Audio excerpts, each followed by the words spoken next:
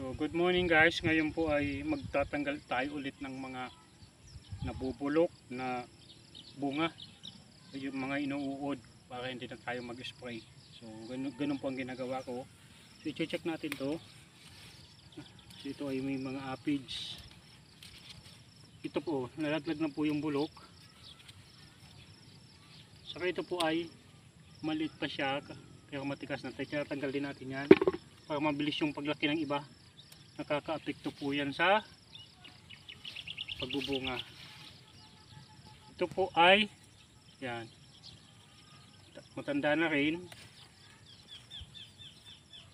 Ito matanda na rin. Tinatanggal po natin yan. Hindi na po yan lalaki. Yung mga sirang dahon, ito may mga aphids. Nakita nyo, tinatanggal natin yan. So, para hindi na tayo mag-spray. Hindi nga pala ako nag-spray. So next, check po dito, wala.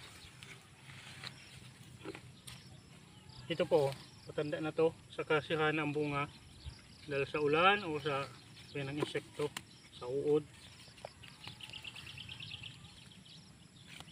Okay na siya. Dito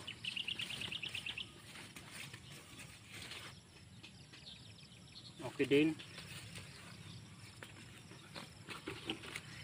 So ito po, makikita nyo matigas na. Pag matigas na, tatanggalin na po yan. May mga nasirang bunga dahil sa sobrang ulan. Yan, may mga... Ganun po ang paglilinis ng talong. Paglilinis ng mga uod, ng mga sirang dahon. Yan. Tapos lilinisin na po natin yung ilalim niya kasi madamo na. So may linis natin, may panglinis tayo dyan na madali yan. So kung makikita nyo po ito ay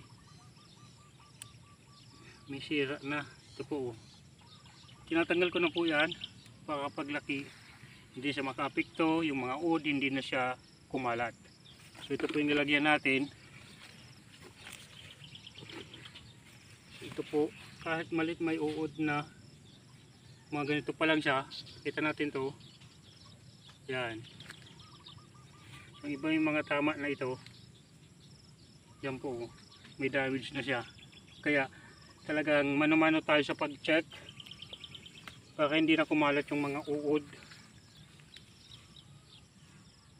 Makita nyo po ito. So matigas na siya kahit maliit, saka may damage. So yun po ang kailangan natin tanggalin.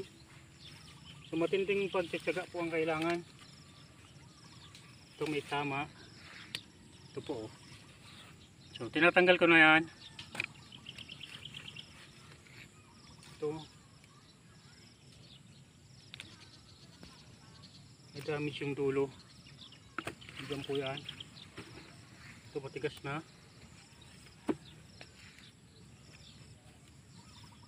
Yan.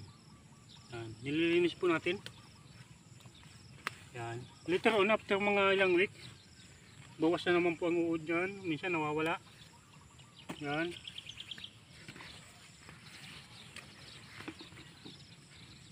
Mga dry leaves. Ito para may damage po. May kuya na siya. So kahit maliit, tanggalin na.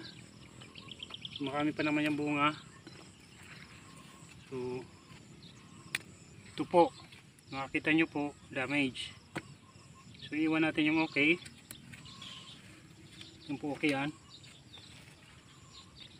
Ito, okay lang din po ito. Pang kusina na lang yan.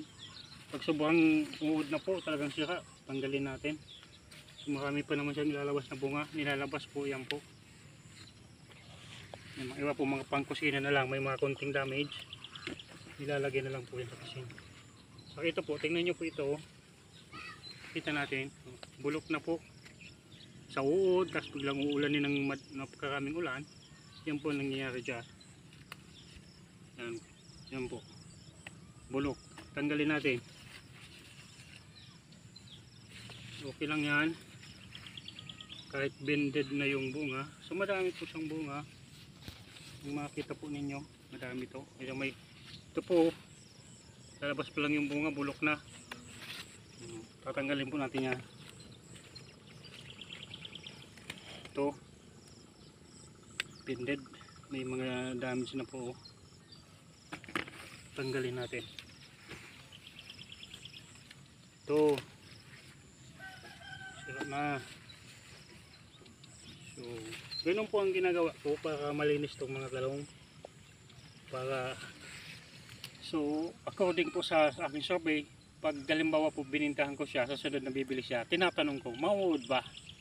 Minsan mayroon po, hindi naman ito maiwasan kahit may mga spray, inuud.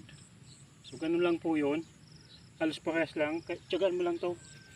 So I think every harvest for now, nakaka-harvest ako ng 20 plus kilos per harvest. So per week, siguro mga 40 to 50 kilos po. So yun po. Okay naman po yung nabinta. So far wala naman pa ako natatanggap ng mga reklamo na halos may uod. Yung iba po, okay, walang uod. Yung iba, mayroon. Hindi naman po yun maiwasan. Normal po yun sa pagtatalong. Kahit nag-i-spray ka po. Ito wala po itong spray. So kaya mabilis itong maubos. Lalo na yung mga teacher, bumibili, yung matatanda. Gusto nila yung healthy na hindi lang sa kuyan po, sa spray. Kunting abono lang po. So kung nagustuhan nyo po ang aking video, huwag pong kalimutan mag-follow, share, and subscribe. Salamat po.